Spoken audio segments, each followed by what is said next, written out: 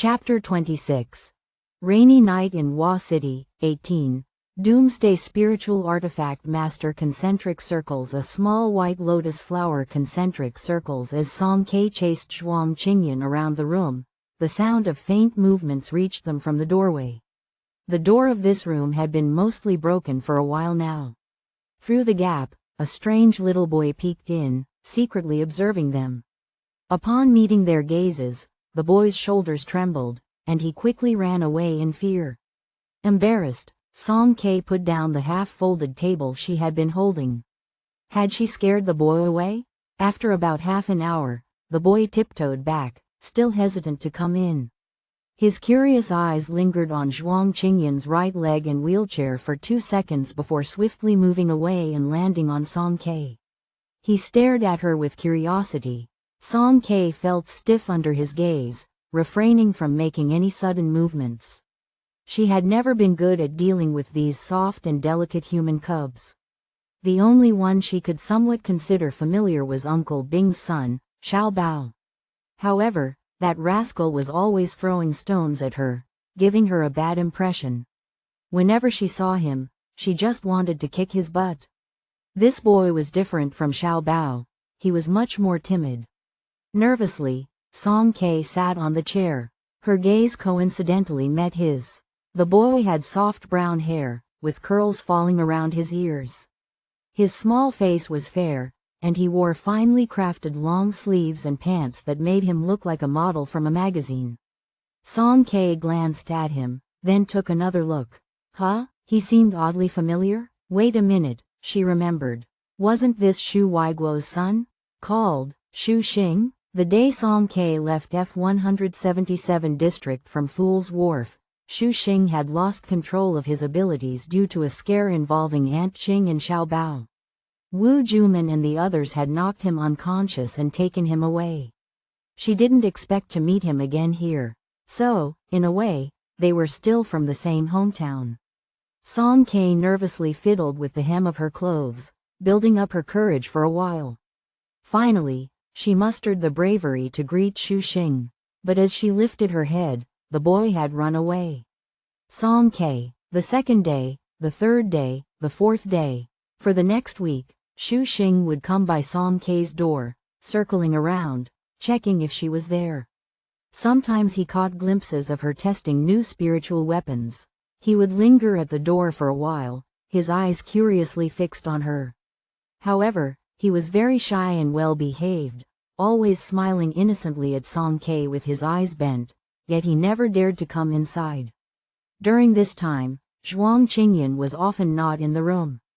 The control center of TO-14 was successfully transported to the base, and every day, he would be escorted under the vigilant gaze of Maeda Ju for troubleshooting and maintenance, although according to Zhuang Qingyan, it was more like breaking through the firewall. Of course, Song Ke could tell he was just slacking off. He would spend about 10 minutes typing away at the screen every day and shamelessly pass off the rest of the time by saying, "The terminal can run automatically." Maeda Ju and the others were skeptical but had no choice. After all, they didn't understand the technology. If they hadn't confirmed Zhuang Qingyan's work credentials countless times, they probably wouldn't have tolerated him for so long. As for Wu Juman, he led his team members to clear out the zombies, remove obstacles, and worked with clear divisions of labor. They took turns resting, staying busy non-stop. The high members of the Phoenix military squad were not easy to get along with. If you wanted someone easier to talk to, and Kiwen could barely pass as one. After a few days of observation and with occasional leading questions from Zhuang Qingyan, Song Ke gradually understood the specifics of this team of awakeners. The legendary Phoenix Army was indeed an army composed entirely of awakeners. The team led by Wu Juman, called the 11th Squad, was labeled a squad, but in reality, it had a full 40 members. The highest-ranked awakener was the squad leader Wu Juman, an A-level speed type. According to Kiwen, the teleportation Song Ke had witnessed was just a part of his ability. Wu Juman's true strength was unfathomable, and Kiwen was a B-level electric-type awakener. His primary focus was on large-scale group damage, making him the main force against the insect tide. Once, Song K secretly climbed onto a rooftop to observe. When Nkiwen released his ability, the sky within a radius of 2 kilometers dimmed as if it were night. Occasional lightning arcs and thunderous roars filled the air. The pure purple light almost seemed to tear through the sky, its power incredibly astonishing. If a B-level awakener was this powerful, how strong would an A-level be? Song K's competitive spirit was itching to challenge Wu Juman to a fight, to test their strengths against each other. Of course, that desire was currently only in the thinking stage. Song K was confident in herself, but if she were to win a fight against Wu Juman and he got angry and captured her, she felt that would be quite troublesome. Ah well, best to just forget about it. Apart from Wu Juman and Nkiwen, the other team members were C-level and D-level awakeners. For instance, Ouyang Pei had C-level Earth-type abilities, Maeda Ju had a C-level defensive barrier, and Wang Chang had D-level Wind-type abilities, and so on. In addition to the official members, there were also temporary members in the base's logistics, such as Xu Xing. They were originally civilians from various regions. Before the apocalypse, Wu Juman had an awakener detection device, and through it, he discovered many newly awakened ability users. After Doomsday, these people had nowhere to go, so Wu Juman temporarily incorporated them into the team, having them take care of transportation and cleaning work. Excluding these logistics personnel, Song K counted and realized that the true number of Phoenix military squad members was down to 12 people. When Wu Juman revealed his identity to Zhuang Qingyan, he had mentioned that they were carrying out an important mission. However, regarding the details of the mission, everyone had tacitly agreed to keep their lips sealed, showing a strong sense of secrecy. From Nkiwen, Song K also learned another piece of less favorable news. The Bagua Formation's core couldn't be activated from the outside. The Bagua Formation was the strongest defense mechanism in Hua City. When it detected a serious natural disaster from the outside, it would abandon the vehicle to protect the commander and cut off all communication with external facilities. The entire core of the formation would be hidden in a pit several kilometers deep. The core was stocked with ample supplies that could last around 5 years for 30,000 people. Because it was the final resort, once activated, it meant being cut off from the outside world. The core could only be reopened through an internal control console. Wu Juman had attempted to access the communication channel of the core but with limited success. This frequency band required specialized access permissions. The activation of the core had been so rushed that there was no guarantee that the personnel inside were even alive. In short, the chances of seeing those people from number 1 middle school again were extremely slim. Song K could only hope that Zhang Rui and Tian Yi were able to survive inside. The days passed uneventfully for a week until there was finally a turn of events. Xu Xing came in. Song K heard a knock on the door and looked up, seeing the small figure of Xu Xing holding a large bag of supplies, with only his fluffy head visible. Carrying too much, his balance was off. Xu Xing wobbled his way in and gave a shy smile. After observing the door for the past few days, his courage had grown slightly. Uncle An asked me to bring some things over. Thank you. Song K expressed her gratitude as she took the supplies with one hand. Neither of them was skilled in social interactions. After Xu Xing put down the supplies, Song K awkwardly said, "Sit," and they both quickly fell silent. Seeking help, Song K looked towards the only articulate speaker in the room, Zhuang Qingyan. Zhuang Qingyan just smiled elegantly and said, "I'm going to check on T014. That's it? He was just leaving? It felt like he was impatiently leaving to escape from playing with a child, just like an irresponsible parent using any excuse to get away. Watching his carefree figure as he left, Song K's swallowtail dart flipped up and down in her hand, seemingly with a hint of sharpening. Xu Xing's short legs swung up and down on the stool, and after watching her play with the dart for a while, he clapped his hands enthusiastically, saying, "You're so amazing." Song K paused for a moment, her dart becoming even more haphazard in her hand. I've seen you, in the quiet atmosphere, Shu Xing suddenly spoke up, Uncle, and said that you and my dad were in the same cabin. His big watery eyes looked at Song K, a hopeful expression on his face. Sister, can I ask you something?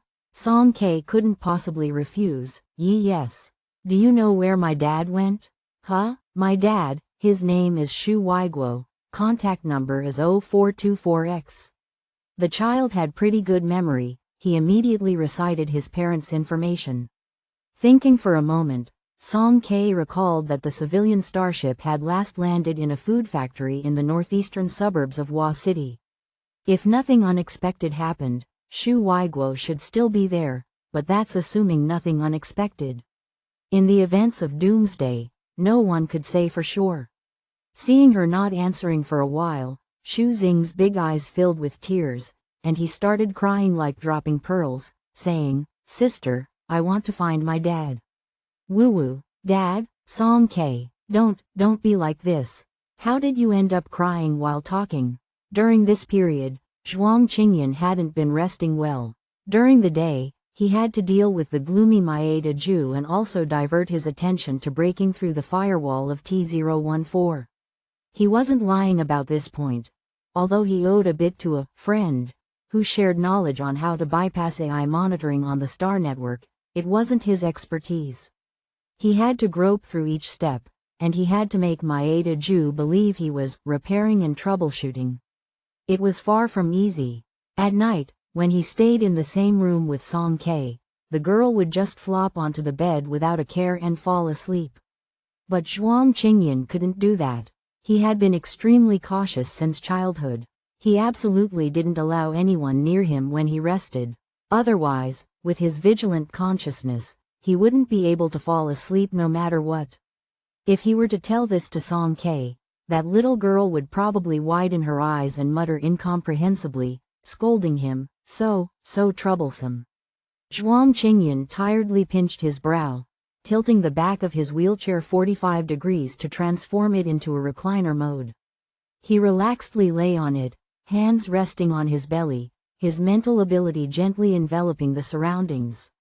He closed his eyes. Outside, raindrops pattered rhythmically. Amid the monotonous and repetitive white noise, his breathing gradually became calm. Suddenly, a clear child's voice rang out, Uncle, and tomorrow, I'll continue monitoring those two people, all right? Xiao Xing is so active? Yeah, I want to help you with more work, so Uncle and the others can rest more. You're such a good kid. And Qiwen patted Shu Xing's head. Uncle, and when are we leaving this place? That's a question for the captain. Woo-woo, the captain is so strict, I'm scared. Uncle, and are you hungry? I have cookies here, want some tilde? Uncle, and Zhuang Qingyan opened his eyes, and his mental ability spread outward, quickly locating the source of the voice. The spot where the two were talking was quite far from Zhuang Qingyan, and Shu Xing and Qiwen hadn't noticed him at all. Shu Xing was hopping around Qiwen like a little bird, cheerful under the sunlight, speaking sweetly with every uncle in, making Qiwen smile from ear to ear. It was a complete contrast to the shy and timid demeanor he had shown in front of them these past few days.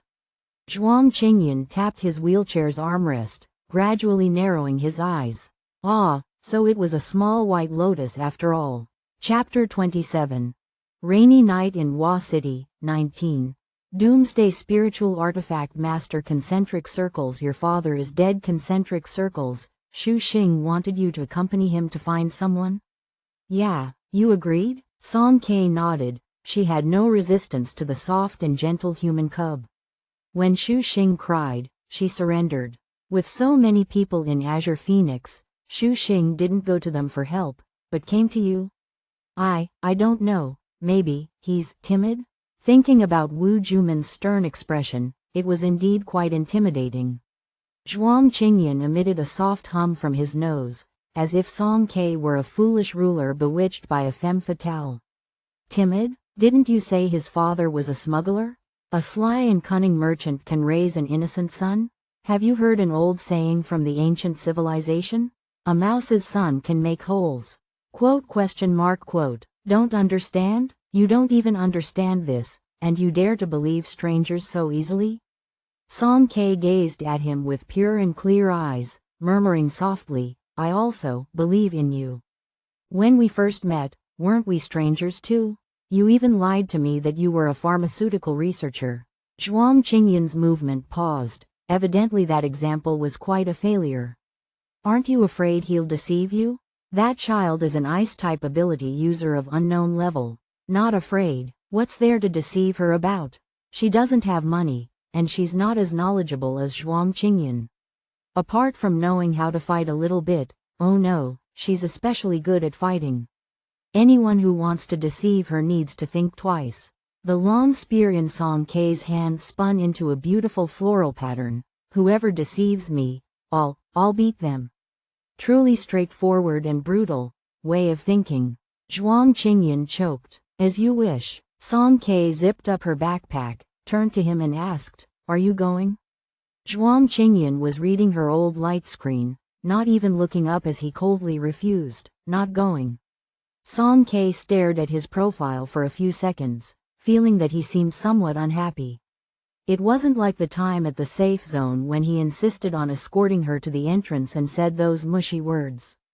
Song K felt a bit melancholic for no reason, but then again, she hadn't done anything wrong, so why feel guilty? In the end, it's all Zhuang Qingyan's fault.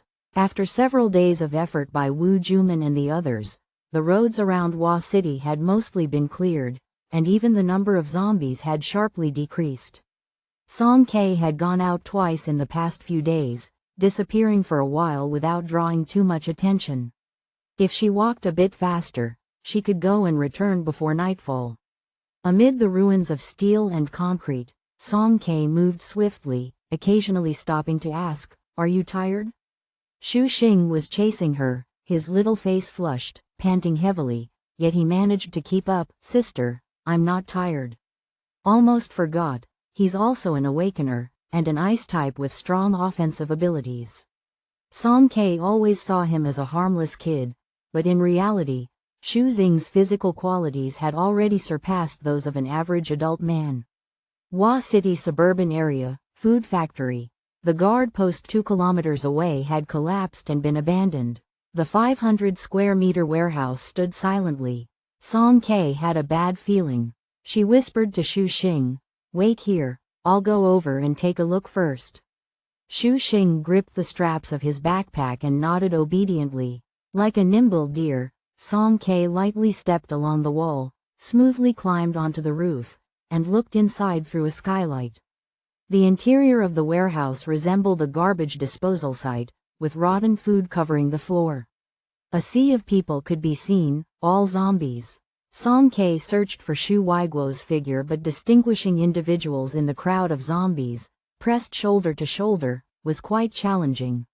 A slight movement came from behind.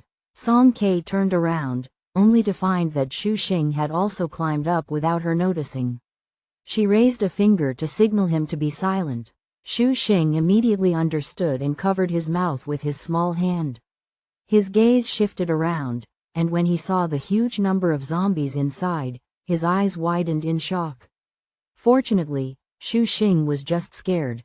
He didn't scream. He wiped the foggy skylight glass with his sleeve and joined Song K in searching for Xu Weiguo. After a while, Xu Xing pointed to a figure in the distance and excitedly whispered, Daddy. It's Daddy, that's my dad. Following his direction, Song K saw a man with a shiny golden belt around his waist. No wonder Xu Xing could recognize him at a glance. However, the man's body had swelled up several times, not resembling a normal person. Sure enough, when Xu Weiguo turned around, his irises were grayish-white, his face twisted, showing clear signs of being a zombie. Xu Xing's daddy was abruptly cut off in his throat. Perhaps because he was overwhelmed with fear, he sobbed while hiccuping uncontrollably. The temperature around them seemed to drop. Song K felt the chill on her head. She touched it and realized that raindrops had turned into snowflakes, falling gently. She instantly remembered the tragedy at the dock that day. No, big brother, please don't unleash your supernatural powers again, okay? I'm sorry, sister, I can't control it. Shu Xing also realized that his supernatural powers were leaking out. Nervous and disordered, his efforts to suppress it proved futile. Snow and ice spun through the air, the temperature plummeted, and Song Ke shivered. Hey, you, she was about to remind Shu Xing to calm down and not attract the zombies. Too late, the rapid drop in temperature caused the fragile skylight to crack open, and a piece of shattered glass fell with a crisp sound. All the zombies in the warehouse looked up at the ceiling, their thousands of white eyes fixated on the falling shard. It was hair-raising. Song Ke sighed inwardly. Hide here, protect yourself. She didn't forget to remind Shu Xing. Thud! With a loud noise, Song Ke jumped into the warehouse from the skylight, one hand supporting her weight while the other held a spear. Her landing was clean and stylish. She slowly lifted her head. Although it was a bit troublesome, for her, dealing with these zombies was just a matter of time. The freezing tip of the spear aimed at the enemy, and the zombies charged at her frantically. The situation was about to erupt. Suddenly, countless ice blades descended from the sky, like a gust of wind sweeping fallen leaves, raging and dancing wildly. There was no rhyme or reason. They pierced through the zombies upon contact. This kind of wide-ranging group-damaging ability, combined with the advantage of being in a confined space, left the zombies with no escape route. They were completely caught in a trap, and in no time, their bodies were pierced with ice blades. They died thoroughly, leaving only a few wandering aimlessly. Song Ke maintained her spear posture, staring in amazement. She turned back and looked through the bowl-sized hole. She saw Shu Xing near the skylight, sobbing and breathless. I'm sorry. I also don't know what's happening. Song Ke. On the way back, Shu Xing's mood was unusually low. In the end, Shu Weiguo stayed in the food factory. After Song Ke dealt with the other zombies, she asked Shu Xing what to do next. His eyes were red, and he said, Sister, can you not kill my dad? Just let him stay here. Let him stay? But Shu Weiguo had already turned into a zombie and couldn't revert to being human. Shu Xing looked very sad, but Song Ke had no parents, and her emotions in this regard were always dull. She couldn't empathize with him. Well, perhaps if Zhuang Qingyan were here, he could explain it to her. In the end, she agreed to Shu Xing's request and locked up the food factory with an iron chain. The two hurried back to the base ahead of Wu Juman and the others. Shu Xing wiped his tears and thanked Song Ke. Sister, thank you for taking me to find my dad. I'm sorry, I know I'm useless. It's okay, Song Ke asked him, is your ability okay? Shu Xing lowered his head in frustration. When I'm emotionally excited, I can't control my ability properly. Uncle An said it's because my focus is too scattered, but I will definitely correct it in the future. I won't cause trouble for you guys. Song Ke awkwardly replied, okay. From a certain perspective, Shu Xing releasing his powerful ability without regard for the situation was indeed troublesome. For example, just now, due to being too shocked, she accidentally sat down too hard, and now her tailbone was still slightly painful. After leaving the room, Shu Xing stopped crying. He walked around the corner, his hands in the pockets of his hoodie, bouncing as he walked. At the end of the corridor stood a silver-white wheelchair, with a tall man leaning against it, lazily posed. His superior side profile had a pleasing charm in the misty drizzle. Shu Xing pursed his lips, his face showing a shy and bashful smile. Uncle Zhuang. Zhuang Qingyan turned his head. It's you, Uncle Zhuang, what are you doing here? Waiting for you. Waiting for me? Do you have something to tell me? Shu Xing tilted his head, looking adorably curious. Zhuang Qingyan adjusted the wheelchair's direction and faced Shu Xing. Though the child's face still feigned innocence and curiosity, the corners of his eyes darted around, clearly indicating that his mind was elsewhere. Kid, you knew all along, right? Knew what? Your dad's dead. Although these words sounded like an insult, Zhuang Qingyan calmly stated the facts. Didn't hear clearly? Let me say it again. Your dad is dead. Shu Xing froze. His small face immediately fell. His reddened eyes locked onto Zhuang Qingyan. Zhuang Qingyan chuckled. With the chaos in Hua City, Wu Juman couldn't have been unaware. He must have sent people to the food factory long ago to check it out and told you there's no need to go find your dad again, right? Why, are you that unwilling to give up? Insisting on finding someone to confirm it with you? Shu Xing's hand emerged from his pocket and hung at his sides. He murmured softly, as if complaining like a dissatisfied child, Uncle Zhuang, you really love meddling in other people's business. A sharp ice blade appeared, accompanied by a bone-chilling cold, flying straight towards Zhuang Qingyan's right leg through the gap in the wheelchair. Zhuang Qingyan smirked. Children, they can't control their tempers. A second before the ice blade hit Zhuang Qingyan, an invisible force lifted Shu Xing off the ground. His hoodie was caught on a beam, and his entire body plummeted uncontrollably, but his head got stuck in the collar. He resembled a little chick with its wings tied, only supported by that bit of force.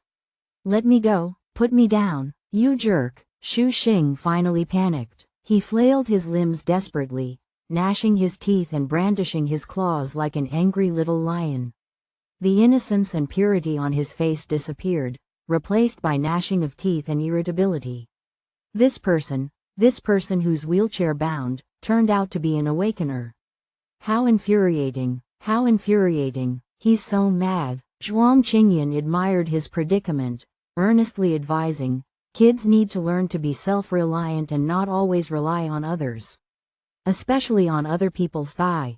Tien dragon-born dragon, chicken-born chicken, mouse's son can make whole. Like father, like son. Chapter 28. Rainy Night in Hua City, 20. Doomsday Spiritual Artifact Master Concentric Circles. It was better to say goodbye. End of Hua City arc. Concentric circles. The next day, Zhuang Qingyan broke through the final security measures of T014 and accessed the control port. After a total of 14 days, he finally managed to shut down the malfunctioning weather simulation system. Witnessed by everyone, the clouds and mist that had been hanging over the city gradually thinned and disappeared. Then, the sun broke through the clouds, pouring down its radiant light, instantly sweeping away the days of gloom. The high squad members looked at Zhuang Qingyan with visibly different expressions. You, young man, are quite capable. Did you really fix it? We finally freaking see the sun. It's either zombies or stink bugs every day. It's almost driving me emo. Hey Liang, want to sunbathe together? Amidst the lively atmosphere, a team member rushed in, approaching Wu Juman and Maeda Zhu, saying hurriedly, eyewitness. District 72, unable to confirm, suspected appearance of the key. Wu Juman's expression turned serious, and he immediately issued orders, everyone. Speed up, clear the roads out of the city by tomorrow at the latest. The team members who were just talking about sunbathing stood at attention in an instant, responding in unison, yes, Captain. Song Ke leaned on the back of Zhuang Qingyan's wheelchair, holding a small, skinny pear in her hand. She claimed to be supervising his coding, even though she couldn't understand a word of it, but she noticed that his typing speed was getting slower and couldn't help but look down. Zhuang Qingyan's gaze stopped in the direction of the people who were talking, his expression oddly hard to describe. What's wrong with you? Song Ke took a bite of the pear. Oh, it's so sour. Zhuang Qingyan withdrew his gaze, pointing to the gigantic terminal in front of him. What's this? T014. No, this isn't T014. The real T014 is still above us. This is its control center. Huh? Is there a difference? This control center has always been stored near the Qinglan Research Institute near Hua City. Oh, I see. Wasn't this something everyone knew from the beginning? But you mentioned before that Wu Juman and the others came from F177 district. If we were to compare it to a line segment, the positions of Qinglan and F177 district were like the endpoints of the line segment, while Hua City was roughly the midpoint. Wu Juman left Hua City before the heavy rain, So it's clear that he just happened to bring T014 back with him. Well, that's interesting. You're saying that Azure Phoenix's people took such a big detour, just to go to the Qinglan Research Institute. What are they trying to do? Or rather, what compelling reason do they have to go there? Song Ke was puzzled. How would she know? Zhuang Qingyan started talking in terms she couldn't understand again. Seeing Song Ke looking utterly confused, Zhuang Qingyan patted her head with a meaningful expression. Go on and eat your pear. On that evening, Wu Juman officially announced that once the roads were open tomorrow morning, their group would depart from Hua City. Due to the nature of their upcoming mission, logistics personnel wouldn't be able to participate, which meant that after reaching the next destination, the 12 members of Azure Phoenix squad would part ways with them. Dinner was like a farewell feast. Everyone set up makeshift stoves in the courtyard, and those with culinary skills took matters into their own hands, cooking something to eat. Holding an unlit cigarette, and Kiwen brushed sauce onto eggplants, asking Song Ke, little sister, now that T014 has also been repaired, what are your plans for the future? Song Ke stared at the sizzling, oil-covered eggplants without blinking, absent-mindedly shaking her head. She didn't have any particular place she wanted to go. She needed to check with Zhuang Qingyan first. Out of the corner of her eye, she noticed a familiar figure.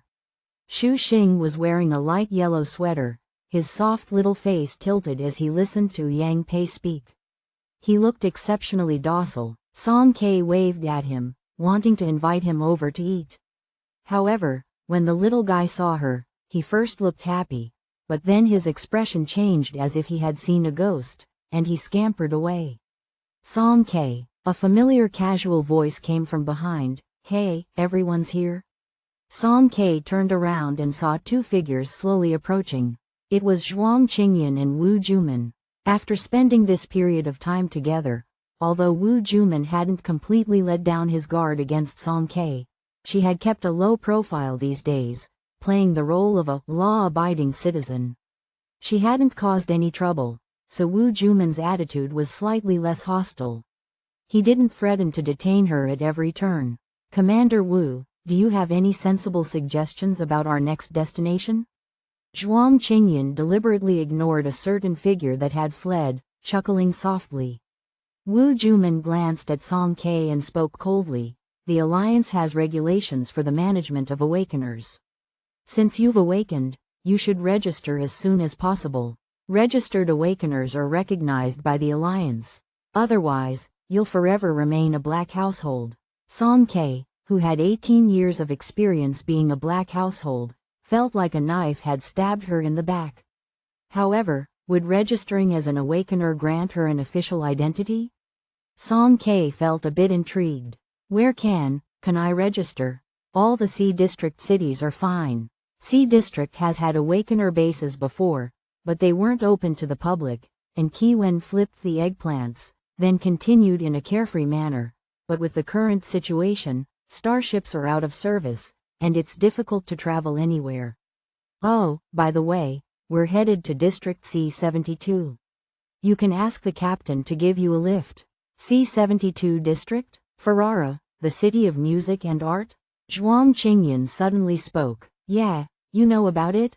And Kiwen seemed surprised. To accurately mention a city's name just by its number, either this person had exceptional memory and was well versed in the Alliance's regional information, or they had been there or heard about it before, making it familiar to them. Not exactly, I've just heard a bit about it. Zhuang Qingyan nodded with a touch of reserve. In the first year of the new calendar, the Alliance officially divided the territory into 180 districts, graded from A to F based on overall development levels. Among them, District E was developed into various functional areas due to its unique ecological environment. E166 E175. District F only had numbers without names because it was too backward. F176 F180. The remaining districts A, B, C, D formed a pyramid distribution.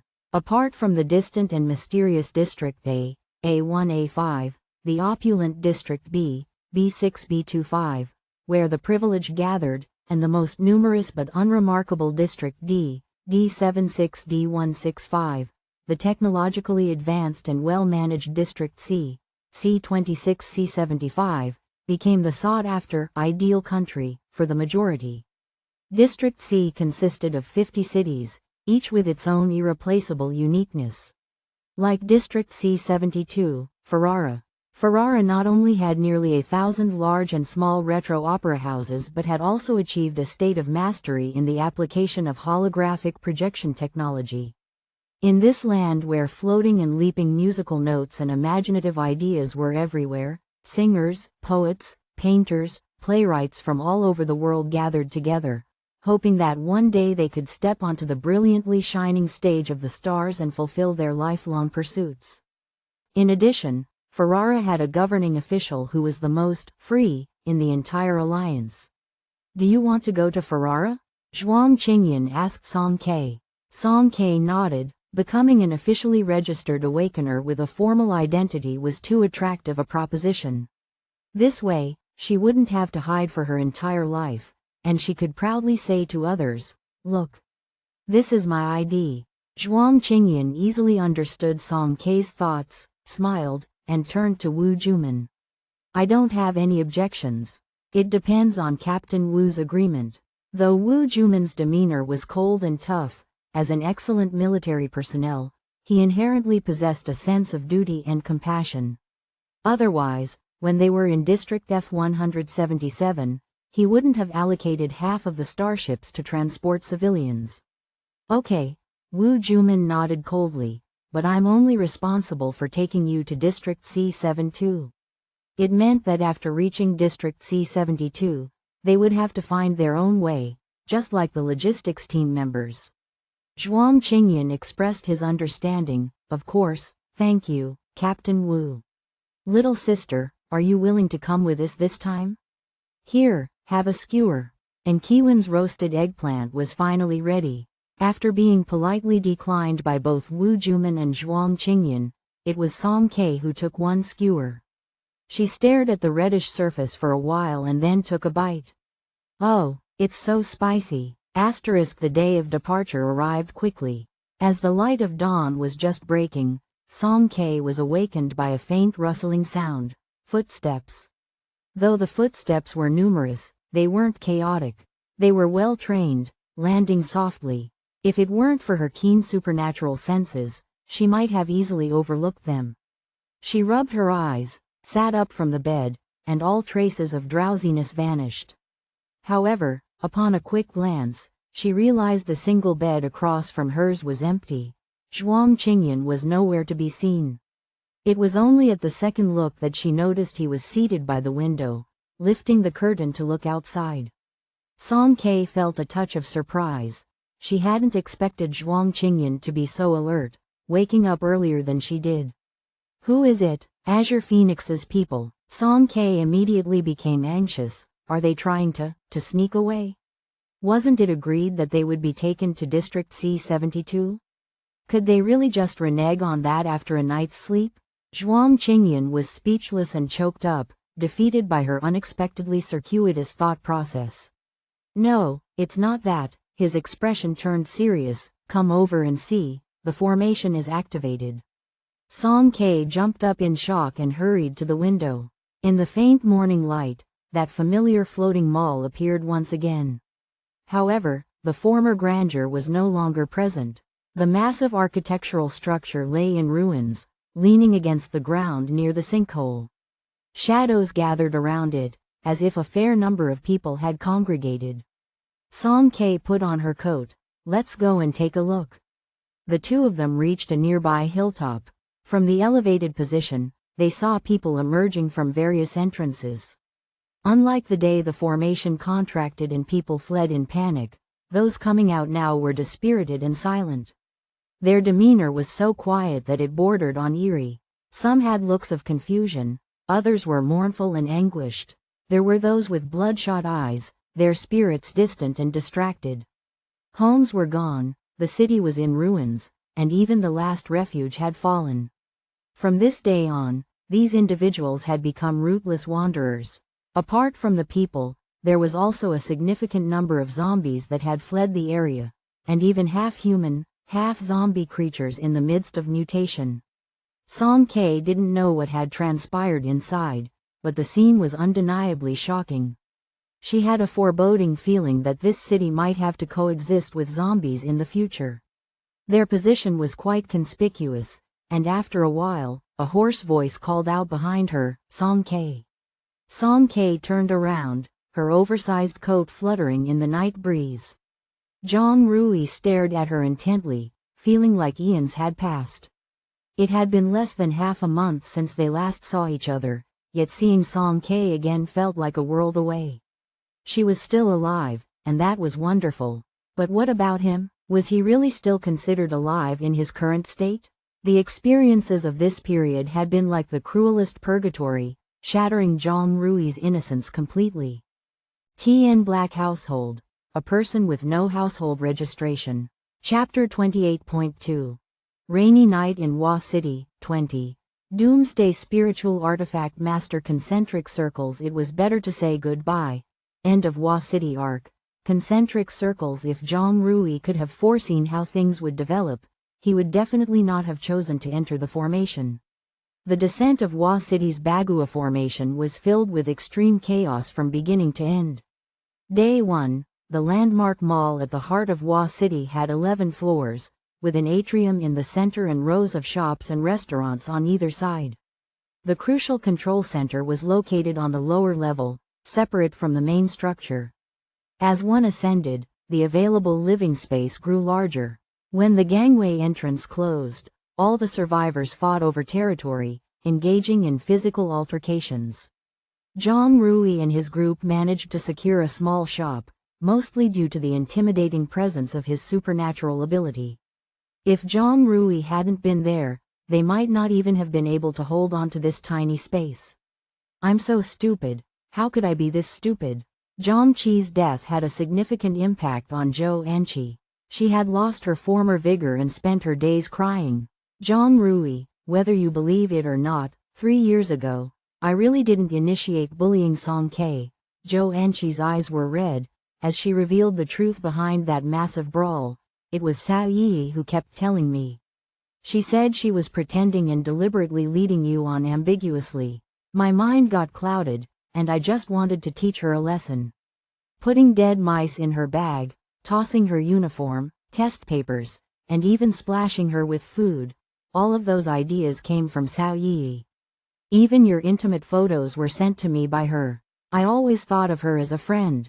Zhou Anqi's regret was overwhelming, and she covered her face and sobbed. Although she was domineering and spoiled, she never intended to harm her classmates. She really hadn't expected Cao Yi to be so heartless. "She told you to do something, and you just did it? You really are an obedient tool, pointing wherever she tells you to strike." A surviving person who was still alive couldn't bear it, and he mocked with a cold gaze. "Now you regret it? Who knows if you're just pretending?" Even the usually easygoing Tian Yi couldn't help but feel upset for Song K. You're just shifting blame." Cao Yi's betrayal filled them with a deep hatred. At the mention of her, each of them wished they could devour her flesh. Bullying? Wasn't it just a little disagreement? Zhang Rui suddenly halted, a realization striking him. A little disagreement was also a term Cao Yi had used. Quote ellipsis quote. So that's how it was. So he had been kept in the dark all this time. So he was just as foolish as Zhou Anqi, an utter idiot. Back when Zhang Rui's browbone was injured, he had felt a bit resentful towards Song K. He resented her for being so reckless, for not understanding the gravity of her actions. So when the school wanted to hold her accountable, he had asked his family to intervene and smooth things over. But soon after, he learned from Cao Yi that Song K had been expelled. After that, he felt disheartened and didn't bother seeking the truth. He even didn't contact her out of frustration. Because of one sentence from Song K, he had held on to that grudge for so long. "In your eyes, am I the same as everyone else? So you can just attack me mercilessly?" Zhang Rui closed his eyes and sighed bitterly. He thought about Song K, who had stayed outside to save them. Now it was all too late. Day 3, the conflicts were still intensifying. Within a mere half day, waves of disputes erupted on the 3rd, 7th, and 9th floors. Wherever people were present, conflicts arose. In such a confined and stifling space, even the tiniest matters could be amplified into explosive triggers. The survivors pushed and shoved, and verbal disagreements quickly escalated into physical conflicts. The piercing screams reached Zhang Rui and the others on the 8th floor, and they learned some bad news. A person had mutated into a zombie. Day 4, chaos, chaos, chaos. No one knew why zombies had infiltrated, only that impending doom was unavoidable. The number of mutants increased, and the situation worsened. Zhang Hao and his group locked the doors of their shop and guarded the entrance to prevent anyone from forcing their way in. Day 5, even worse news. The staff responsible for distributing supplies had died. They had been murdered, and the stored supplies had been looted. Those items that were difficult to preserve or carry were trampled underfoot and crushed into pieces. The previously designated safe zone had turned into an absurd killing hell. Day 7, zombies continued to multiply. Tian Yi unexpectedly discovered traces of Shu Liren, or rather, he discovered the zombie Shu Liren. At that time, he had already told Zhang Rui and the others about Shu Liren's actions. Cao Yi's betrayal had numbed everyone, but even so, upon learning that their respected teacher had turned out to be a heartless villain, Zhang Hao and the others punched the wall in anger. Shu Liren blended in with a group of zombies, its head twitching neurotically. It slowly passed by the shop, and when it turned around, Tian Yi noticed a festering wound on its shoulder, a clear bite mark. Tian Yi thought of those classmates he had pushed out to their deaths. He thought of Kong Ziqi, his best friend. Tears streamed down his face, and he silently muttered, "Serves him right." They bit him well. Day 8, Zhang Rui and the others finally broke through to the 1st floor, following the route provided by Kong Ziqi to find the secret door. However, the situation did not go smoothly. The secret door required both a password and biometric recognition. The personnel within the formation had mostly been injured or killed, and the rest were nowhere to be found. Day 10, no one expected that they would encounter Cao Yi again. Those who abandoned their companions would eventually be abandoned by them. Cao Yi wasn't faring well inside. Her petty schemes were utterly useless in the face of complete madness. When Zhang Rui and the others found her, her hair was disheveled, her clothes were torn, and she was being held down by a few repugnant-looking men. As soon as she saw them, her eyes lit up, and she struggled with all her might to break free from their grasp and crawled over laboriously. "Zhang Rui, Anqi, save me! Save me!" The group stopped in their tracks, looking at her with indifference. About 4 or 5 men stared at them with unease, especially at the fire whip in Zhang Rui's hand. They hesitated to make a move. Cao Yi didn't receive the rescue she hoped for. The light in her eyes gradually faded, and she hysterically shouted, "We're companions. How can you do this? How can you stand by and watch someone die?" Then she was dragged away. "You won't die well. I won't spare you. Zhang Rui, Zhou Anqi, all of you deserve to die." The curses from behind were incessant and increasingly venomous. "What will happen to her?" Lin Shaw averted her gaze, tightly holding Zhou Anqi's hand. If she didn't hold her back, Zhou Anqi might have lunged to tear Cao Yi's mouth apart. "The person who was pulling her has bite marks on his leg," Zhang Hao said. Everyone fell silent. Day 13, Zhang Rui attempted once again to break through the secret door, to no avail. On their way back to the 8th floor, they unexpectedly rescued a clerk from the Hua City Hall who was besieged by zombies. He was emaciated and on the brink of death. Tian Yi gave him water and food, barely keeping him conscious. In the evening, the man finally woke up. They learned from him that he had been the designer of the Bagua Formation project, responsible for the entire structure of the formation. The Bagua Formation is the best shelter in Hua City, the best. Why can it withstand natural disasters but not human nature? I don't want to die here. This place is already hell. The clerk named Lee Tong spoke to himself in a vacant murmur. Day 14. After regaining consciousness, Lee Tong led them into the main control room. Even though they all knew that opening the formation might very well lead to an endless wave of zombies and insects, Lee Tong resolutely pressed the button. Song K and Zhuang Qingyan listened quietly to their story. They hadn't anticipated that even within the formation, such unforeseen tragedies would occur. Zhou Anqi summoned her courage and walked up to Song K. This once haughty little princess had learned to bow her head after experiencing so much. Although I still really dislike you, I'm sorry, I'm sorry. I'm sorry, she apologized to Song K, repeating, I'm sorry, over and over, trembling all over, unable to speak through her tears. In the end, she wiped her tears away and stubbornly said, I'm not forcing you, and you don't have to forgive me. Song K sighed deeply in her heart and responded, okay. Zhuang Qingyan asked, what's your plan now? Zhang Rui said, we're planning to head north with Brother Li. Li Tong had internal channels and knew the locations of various small and large alliance shelters. Zhang Rui felt responsible. Zhang Hao, Lin Sha, Tian Yi. He had to lead these people to survive. They might stop at a certain shelter or perhaps continue to wander until they find a place that would accept them. What about you? Zhang Rui looked at Song K. Song K lowered her head, and coincidentally, Zhuang Qingyan was also looking at her. We are going to District C, C-72.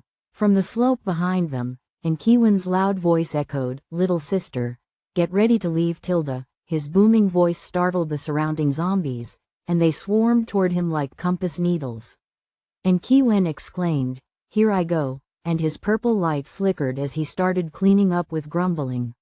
It was time to say goodbye. Tian Yi and Lin Sha looked at her with teary eyes. Song K nodded at them, goodbye, hope to see you again. Then she turned to Zhang Rui, goodbye. Goodbye, Song K. Zhang Rui's voice was hoarse, but his eyes held a kind of resolute core. Take care. Song K turned and walked away. Zhuang Qingyan said something that made her stomp her foot in annoyance, then she chased after him and kicked his wheelchair. Their figures merged into another group of tall figures, quickly disappearing into the night. Song K was carefree, open-minded, and graceful in her comings and goings, like the wind that couldn't be grasped in one's hands. And Zhang Rui, once naive and full of confidence, ignorant and foolish. At this moment, he finally understood. They were never meant to travel the same path, just like a lighthouse and drifting ships. Even if they temporarily crossed paths, they were destined for permanent separation. It was better to say goodbye. Chapter 29. Bloody Ferrara, 1. Doomsday Spiritual Artifact Master. Concentric Circles. Ilya knows everything. Concentric circles. Are you sad? What? Zhuang Qingyan observed Song K's expression and asked again, are you sad? Song K shook her head. She and Zhang Rui, Tian Yi, and the others were always destined to be apart. She had been mentally prepared for it from the beginning. Zhuang Qingyan, tisk skied, and hinted, I think, he's quite sad. This, he, didn't need to be explicitly mentioned. It naturally referred to Zhang Rui. Song K slightly furrowed her brow, looking puzzled. He is an awakener. He can protect himself. No need to be sad. They were talking past each other. What they said was fundamentally different. Zhuang Qingyan found it amusing in his mind. Well, it's good that you're not sad. It's just a pity. Fallen flowers have intentions. Flowing water is heartless. Song K kicked the wheelchair, saying, don't be so cryptic. Zhuang Qingyan hissed, Song Kiki, I'm warning you officially, we only have this one wheelchair. Song K stomped her foot, don't call me Song Kiki. Playfully returning to the base, there were already 2 military pickups parked at the entrance. Wu Juman had given everyone just 10 minutes to pack up, and they were set to depart on time. Song K only had a backpack with her belongings, traveling light. She saw logistics personnel moving things around, there were several large and small suitcases. Worth noting, the people from Azure Phoenix military squad were just like her, empty-handed, walking in a carefree manner. She suddenly recalled the powerful mobile artillery she had seen near the formation point before, the ones used to bombard zombies. She quickly went to ask Zhuang Qingyan. Zhuang Qingyan gave a concise answer: spatial abilities. The fact that the military possessed spatial containers wasn't much of a secret, and Song Ke would know sooner or later. Song Ke suddenly gained a new piece of knowledge and was greatly surprised. She bombarded him with questions, nearly leaving herself breathless. Zhuang Qingyan simply handed her the necklace he had obtained from Wu Yuru. After pondering for a while, she learned how to activate it with her mental power. She became completely absorbed in it, walking slowly and absent-mindedly. She was still playing with it, opening and closing it repeatedly, even when they were about to board the vehicle. Zhuang Qingyan, you must have too much mental power to spare, right? Wu Juman and Nqiwen were in the first pickup truck. Because Song Ke had delayed a bit while playing with the necklace, when she arrived, it was already full. So, she and Zhuang Qingyan turned towards the second truck. The back compartment of the second truck was spacious. Someone had turned on the radio, and melodious songs occasionally played. Song Ke unintentionally noticed that Maeda Ju, sitting across from her, had a slight smile at the corner of his mouth. It was a rare and joyful expression. This was the first time she had seen Maeda Ju smile. A tiny flame of curiosity ignited in her heart. She discreetly tugged at Zhuang Qingyan's sleeve, urging him to look as well. As the pleasant melody gradually came to an end, the person sitting next to the radio was about to switch the song. A young team member named Shang Ping spoke up, "Hey, don't change it. Vice Captain loves this song. It's his goddess." Peeved. "Whose goddess?" Wu Yangpei sprayed out a mouthful of water, realizing he was being too loud. He quickly lowered his voice. "No way, right? Someone like Vice Captain Maeda, who's usually so stern and serious, actually chasing after a celebrity?" Maeda Ju's Esper ability was an air barrier. He was usually strict and reserved, rarely smiling or speaking much.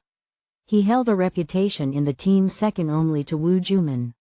Wu Yangpei couldn't believe that someone as stiff as him, always looking like he was scolding others, would actually be a fan of a celebrity. And even claim that celebrity as his goddess? Who's Vice Captain's goddess? Wu Yangpei suddenly seemed to uncover a great secret, his expression excited and eager. "Do you guys know Lin Yuyu? The sweetest songstress in Ferrara, the superstar who's famous throughout District C. Ah, I've heard of her." Wang Chang joined in on the excitement, and the three of them huddled close together, murmuring to each other, "Isn't she the one who sang, 'Thank You for Loving Me'? That song's been a hit for so long, with over 1 billion views on the Star Network. I thank you for your honeyed words. Sweet words. I thank you for your honeyed ed lips. A sword in the belly get lost. That's not how it goes. That's not how it goes. That's exactly how it goes. Let me sing it for you, so you can listen carefully. I thank you for your honey." Bang! Maeda Ju's fist struck the compartment wall, his voice sharp, "Shut up." His face darkened, and he said something very fast in his hometown's dialect, sounding like he was cursing someone. Wang Chang's face turned bright red, while Liang Pei and Shang Ping beside him struggled not to burst into laughter. Their facial features twisted in an oddly pained manner, holding back their mirth with great effort. Aside from this somewhat discordant little incident, the atmosphere in the compartment remained quite relaxed. Song Ke saw several members of Azure Phoenix handing torn uniforms to a middle-aged man in a corner. She vaguely remembered him because Nqiwen, with his booming voice, had once exclaimed incredulously, "What? A grown man's supernatural ability is actually embroidery?" It was said that he was an E-level awakener named Wu Shanghai. His ability was extremely rare, something like stitching. He could mend two different things together. Since Azure Phoenix military squad had a limited supply of uniforms and they were frequently damaged, They would seek him out whenever there was a tear. His repairs were so well done that the mended parts looked as good as new. However, Wu Shanghai was small in stature, with sparse eyebrows and restless eyes that constantly darted around, as if he was plotting something. In Zhuang Qingyan's words, he was described as shifty-eyed and sneaky. Though he indeed had a sharp tongue, the description was spot on. After encountering Wu Shanghai, Song Ke had to believe that a person's awakened supernatural ability was truly entirely random. On the horizon outside the window, the sun was slowly rising, and the two pickup trucks raced forward as if chasing after the afterglow of dawn. This was the most relaxed morning Song Ke had experienced since the apocalypse. No zombies, no insect swarms, and no endless slaughter. Her entire face was bathed in sunlight, and she silently exclaimed, "Let's go, District C-72."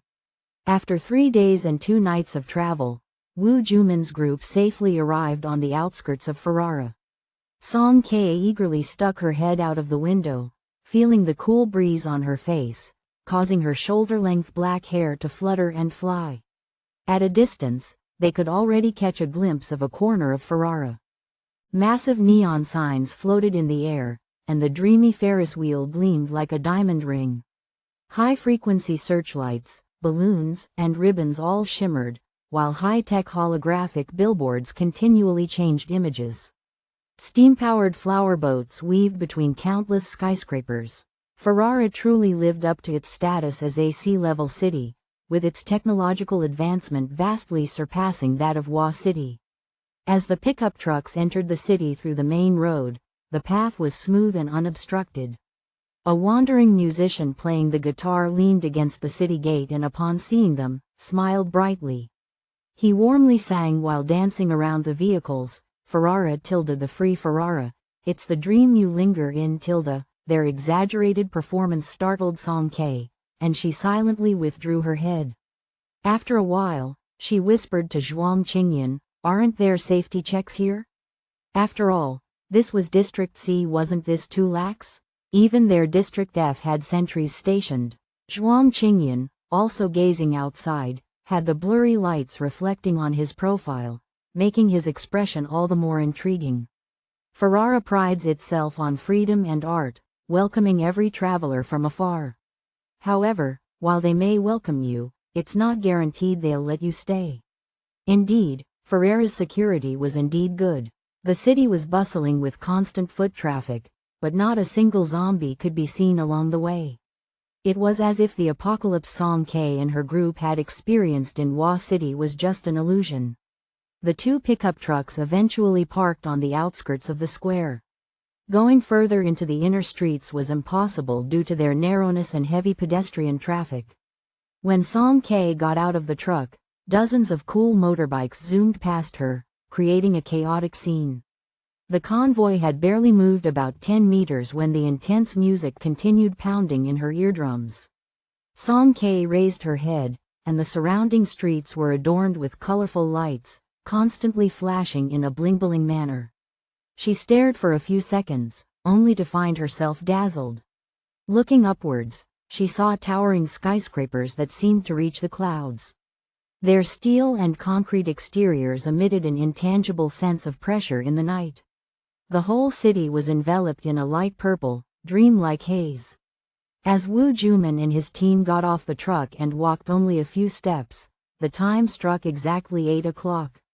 Suddenly, the massive clock high in the air of Ferrara chimed. Dang dang dang. After 3 chimes, everyone on the streets and within the skyscrapers stopped their actions and looked up. Amidst numerous flower boats, between 2 towering towers, a giant searchlight projected a holographic image. A slender figure gradually emerged and became clearer. He had a brilliant and dazzling head of golden hair, a flawless face, and was dressed in a sharp, pure white suit. From an exterior perspective, he was beautiful and ethereal, so much so that it was difficult to determine his gender at first glance. The man placed one hand in front of his chest and executed an incredibly graceful gentleman's bow. "I'm pleased that new travelers have come to Ferrara today." His lustrous eyes surveyed the crowd, and a slight smile graced his lips. "Let's welcome them to the true paradise. Let's sing, Paradise, once." Cheers, whistles, and deafening applause erupted. The atmosphere in the square was exceptionally fervent. The man extended his right hand and casually gestured. The surroundings seemed to blur, and suddenly Song K saw countless flowers blooming, and heard the enchanting voices reminiscent of sea nymphs, and the super stereo sound lingered in everyone's ears, completely immersing the city in a wave of music. The crowd descended into madness, their eyes filled with obsession as they elevated the man to the highest pedestal of idolization, shouting their hearts out. "Ilya, Ilya, Ilya, all right Tilda, the carnival is over. Let me reveal a little secret. The throne race competition is currently accepting registrations. Ilya has prepared generous rewards, so everyone must remember to participate Tilda." Ilya playfully blinked, setting off another wave of cheers. As the spotlight dimmed, the holographic projection vanished, and Ilya's figure disappeared along with it. However, the impact he brought lingered for a long time. The citizens of Ferrara gazed towards the direction of the towers, only regretting that time passed too quickly. Song K was left stunned. Who was this person? A superstar. Captain Wu, who is that? Someone from the logistics team couldn't help but ask. Wu Juman stared in the direction where the man had disappeared for a few seconds before saying solemnly, "Ilya, the magistrate of District C-72, the Lord of Ferrara. Is he very impressive? Otherwise, why were so many people going crazy for him?" "It's not he, it's it," Zhuang Qingyan corrected, using a gender-neutral term in the common language of the Alliance. "Ilya is an artificial intelligence." Song K. District C-72, Ferrara, the city of art and freedom, was also the sole city within the Alliance entirely governed by artificial intelligence. The Lord of Ferrara was elected by its citizens. Initially, Ilya was the most beloved virtual idol in Ferrara. However, in one of the city's elections for Lord, for some unknown reason, Ilya's name appeared in the final list of 5 candidates, alongside a group of insincere and calculating politicians, making it seem entirely out of place. After all, it was merely a heap of data. Even if it had a bit of popularity, could it really replace humans? The competing candidates scoffed at this idea, considering Ilya the biggest joke of the year. Yet, they still ordered the error to be rectified quickly. However, the final voting results left everyone dumbfounded. Ilya was elected as the Lord with an astonishing 90% support rate. The defeated politicians were initially in disbelief, then they cursed continuously. "Damn it, have all these artists in Ferrara gone crazy? It was too absurd. What a joke, how could a machine possibly govern a city?" But the reality turned out to be quite the opposite. After Ilya's election, Ferrara flourished, and even the crime rate steadily decreased. In Ferrara, everyone had heard a saying, "Ilya knows everything." No matter what you had done, you were under the surveillance of artificial intelligence. Tien honeyed words, a sword in the belly, idiom, fig. Hypocritical and murderous. Chapter 30. Bloody Ferrara, 2. Doomsday Spiritual Artifact Master. Concentric circles. Did you bring money? Concentric circles with tasks at hand. Wu Juman gave a simple explanation and prepared to take Azure Phoenix's people away. He left casually, but the logistics team members had tears in their eyes, reluctant to part. Wu Juman had rescued them from a perilous situation and led them in a retreat, guiding them all the way to the peaceful District C. They couldn't greedily ask for more. It was clearly not his obligation. Even if Wu Juman had left them today, it could be said that he had fulfilled his duty to the utmost. After parting ways with Azure Phoenix's people, Song K and Zhuang Qingyan didn't travel with the remaining group. They chose to act separately. Ferrara was an open and inclusive city. Capsule sleeping pods for wandering travelers could be found everywhere on the streets. Not only were they free to use, but they were also easy to access, just a facial scan away. As it wasn't early anymore, Song K and Zhuang Qingyan each booked a room and went to sleep. The next morning, after a quick tidying up, the two of them headed straight to the Awakener base. Ferrera's Special Affairs Agency, Awakener Base, was located in a concealed alley on the west side of the square. Its architectural style was consistent with the city's flamboyant and colorful aesthetics. The only difference was that its sign seemed a bit aged. Upon entering, the first thing that caught the eye was a spacious mezzanine. A few individuals were scattered around, and the winding staircase led up to the elevated central desk. A glasses-wearing female staff member was busy there. As Song Kei approached, she faintly heard a melodious tune. Looking down, she was left speechless. On the desk was a small transparent screen, and the holographic projection on it was familiar. Wasn't that Ilya from before? But now Ilya was dressed in elegant clothing, obviously from an early performance video. The girl on the desk was staring at it with rapt attention, wearing an enamored smile. Song Kei, hello, I'd like to register as an Awakener. The girl swiftly pressed down on the screen, her expression turning formal. She pushed a booklet over. Start by filling out the form. Complete every item on the first 3 pages, the rest is optional.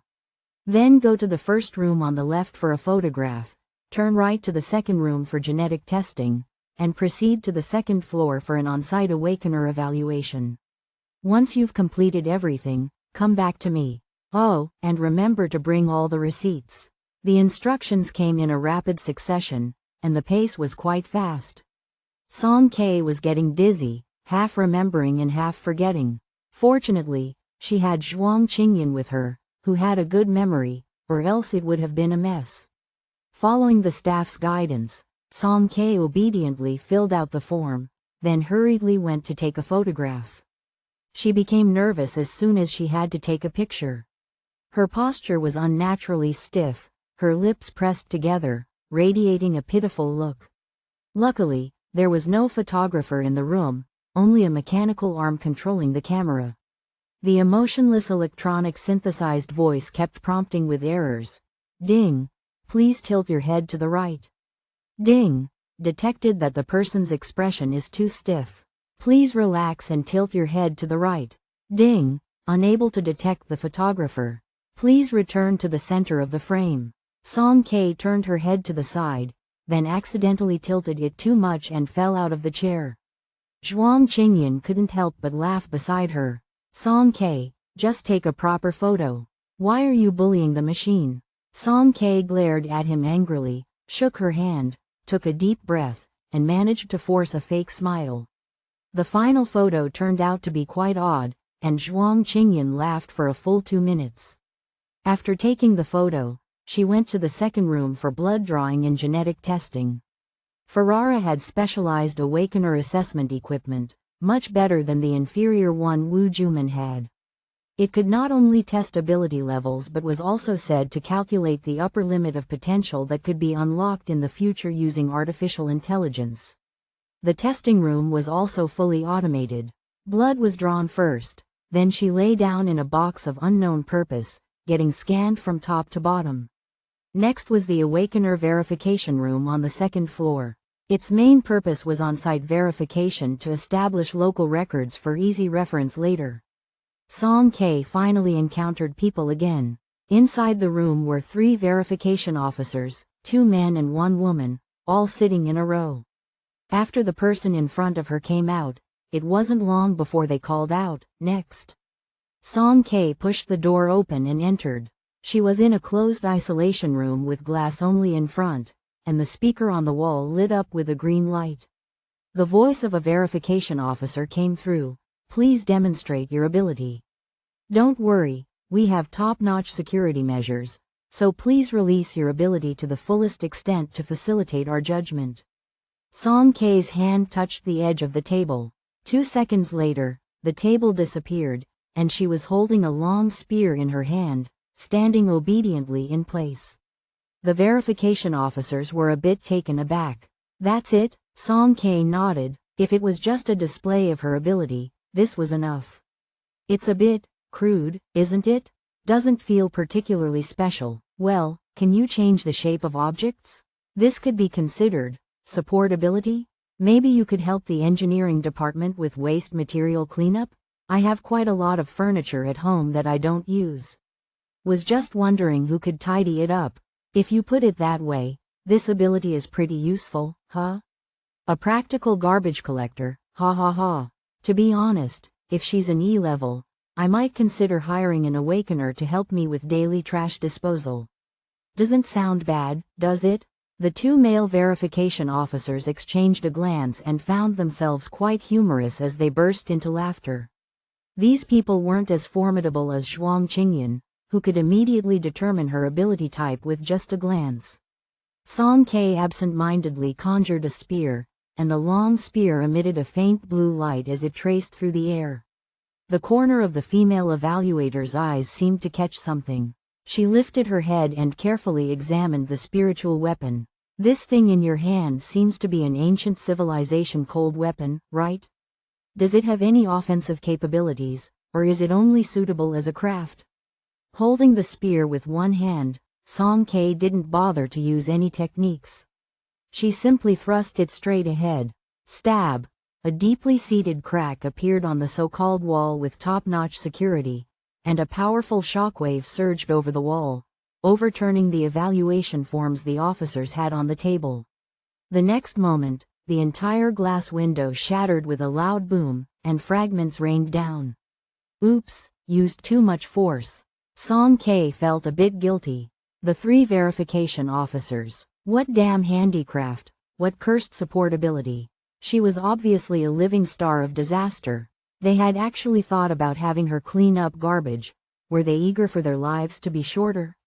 Cough. The male evaluator sitting in the middle awkwardly coughed twice. That's enough. It's confirmed to be a strong offensive ability. The specific level will have to wait for the results of the genetic test. Oh, Song Ke shook off her spear, took 2 steps forward, and tried to step over the broken glass to retrieve her registration form. Don't come out. The door is at the back. The 2 male evaluators yelled in panic, rapidly retreating their chairs while hurriedly jotting down a few notes on Song Ke's form. Treating it like a hot potato, they handed it over to a mechanical arm, which returned it to the isolation room. Submit it, leave it to the central desk. When Song Ke went back, the girl on the desk was once again engrossed in playing around on her device, sneakily watching Ilya's treasured old footage. Song Ke placed the form on the table and gave it a glance before continuing in a formulaic tone. The results of the genetic test will be out within 3 working days. You can come to pick up your Awakener certificate then. For now, please make the payment. It's a total of 10,000 alliance coins. Huh? Song Ke dumbly inquired. 10,000, what? 10,000 alliance coins, your registration fee, the girl said somewhat impatiently. Song Ke was dumbfounded. Oh my goodness. How come no one told her that registering as an awakener also required money? The girl probably hadn't encountered someone as clueless as her, and she became a little flustered herself. Of course it costs money. The machines for ability testing, the algorithm fees for AI, and the daily maintenance, all require expenses. We're not a charity. Song Ke, what should she do if she doesn't have money? She turned to Zhuang Qingyan with a perplexed look, her eyes seeming to ask, did you bring money? For the first time, Zhuang Qingyan couldn't answer Song Ke's question. He didn't have money either. But that's not his fault. First, given his upbringing, having lived for almost 30 years, he had never needed to worry about money. Secondly, among the people he knew, there was no one as poor as Song Ke. The 2 paupers were in a similar situation, both lost in thought. The girl, perhaps feeling sorry for her, offered an idea. Well, since you're an awakener, you can take on missions as a contractor. Just join any team and do some miscellaneous tasks. When you have money, come back and register. Ms. Missions? Yes, go out and turn left at the second intersection.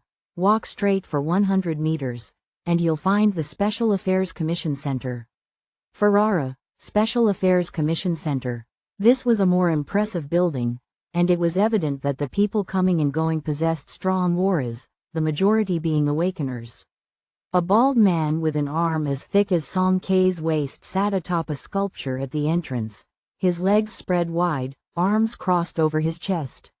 The black bean-like eyes sized up Song K and Zhuang Qingyan as they passed by, radiating disdain and scorn. "Little brat and cripple, you really dare enter anywhere? You treat this place like a nursery?" The bald man was muscular, probably a muscular type awakener. He spoke loudly, intentionally for them to hear. Zhuang Qingyan's smile turned icy, his gaze shifting to the bald man with chilling precision. Song K felt a shiver down her spine. Whenever Zhuang Qingyan displayed this kind of supervillain smile, someone was bound to suffer. However, before they could make any move, several thick vines suddenly descended from above. Smack, smack, smack. They slapped the bald man's face several times, and then one of the vines bound him and flung him away, headfirst, into a fountain. A woman with red hair dashed out from the hall, her anger evident. "You bastard, how dare you put your filthy ass on my idol's head?" The tough guy had lost 2 front teeth due to the surprise attack, his mouth was full of blood, and he viciously charged toward the woman. Their abilities clashed, their supernatural powers erupting. They ended up fighting fiercely in the square in front of the commission hall. Others weren't even surprised by the scene. Some even specifically came out to watch and clap their hands. What happened to that baldy? Did he provoke that crazy woman, Chihori? Don't you know crazy Chihori yet? Isn't there just one thing that can make her mad? What happened? See that statue? Looks familiar. It's one of Ferreira's top 10 rising stars, virtual idol Luo Qing. Word has it he's got a lot of female fans. Crazy Chihori is his super loyal fan. The Rich Women's Fan Club sponsored this. They specially commissioned a famous master to make a life-sized statue of him. Why is that bald guy like this? Acting like he can just sit on it. It's about the same as pulling shit on crazy Chihori's head. She'll definitely rip him apart. The entertainment circle is truly terrifying. As crazy Chihori and the bald man continued to fight, the commotion grew louder, leaves flying and dust swirling. Even the fountain's stone wall had been broken in several places. In no time, a man in uniform came out from the hall. A quick glance, veins popping on his forehead, he angrily started frantically pressing buttons on his computer. Maintenance fee totaling 124,000 alliance coins. Should I deduct it directly through your terminals or deduct it from both of your mission scores? Why should I pay? She attacked me. The bald head was not only beaten but also had to pay. His whole body was in a mess, and his eyes were as big as copper bells. The commotion at the entrance came to an end, and Song K finally managed to squeeze into the lobby. Truly befitting the commission center of District C, the interior was brimming with technology. As soon as she entered, she saw an enormous floating screen divided into 3 sections, left, center, and right, scrolling through various commission requests. Above the screen, holographic projections occasionally flashed with colorful announcements like, "Congratulations to Team, 3 grandsons and a grandpa, for completing B-grade Commission 4X. Song K, 3 grandsons and a grandpa? What kind of random names were these?" Around the lobby, there were over 100 self-service terminals. By swiping their Awakener identification cards, people could search for, accept, or submit missions. Furthermore, the commissions posted here weren't limited to Awakeners. If ordinary people had the strength and courage, they could also join teams with Awakeners for missions. Song K looked up for a moment. The displayed missions were incredibly diverse. For example, the simplest E-grade mission was to help buy groceries and deliver them to a nearby resident in District D. But the reward was quite meager, 300 alliance coins. D and C-grade missions were a bit more challenging, involving tasks like finding missing relatives, hiring bodyguards to escort someone to a certain location, or completing specific Awakener-related tasks, such as, need an Earth-type Awakener skilled in engineering to help rebuild a collapsed house, and so on. Looking further up, she saw a B-grade mission, clearing out zombies in the Municipal Hall of Luli Port, District D150. This one suited her well and came with a reward of a whopping 2,000 alliance coins. With 5 such missions, she could easily cover the registration fee. Feeling motivated, Song K cracked her knuckles. She was determined to take on this mission. First, she needed to assemble a team. However, a problem arose. The people in the lobby were in a hurry, each focused on their own matters, and nobody stopped to talk. How was she supposed to form a team? She couldn't just shout out, "I want to form a team." She had a stutter, so she couldn't even manage it. Zhuang Qingyan came up with an idea. She could write down her strengths on a signboard and try to attract compatible teammates. Staring at the blank paper for a while, Song K wrote 3 words in the most straightforward and simple language. "I'm very strong." Zhuang Qingyan, "All right, if it makes you happy." Unfortunately, this tactic didn't yield much result. Most awakeners ignored it entirely, not even giving her a glance.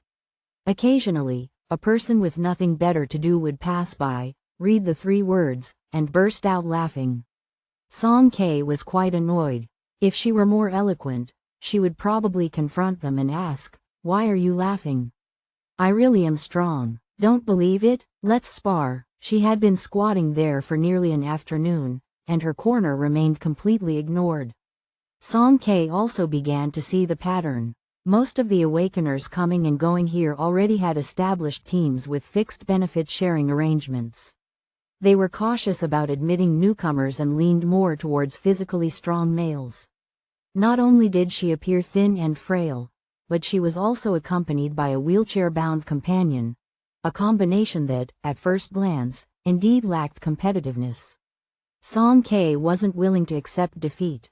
If no one wanted her, she would form her own team herself. She tore apart the "I'm very strong" sign and strode confidently to the manned counter, ready to submit her team formation application. However, she received a devastating blow. In order to create a team on her own, she needed at least 2 awakeners. Now Song K was trapped in a vicious cycle. To register as an awakener, she needed money. To earn money, she needed a job. To get a job, she needed a team. To form a team, she needed at least 2 awakeners. It formed a perfect Mobius loop, endlessly repeating with no way out. After running around all day accomplishing nothing, Song K sat on the ground with a dejected expression, wondering if she was destined to be a nobody forever.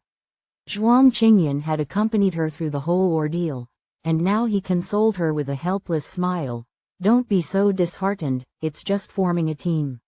Song K's voice was full of grievances. "No one wants to be on my team."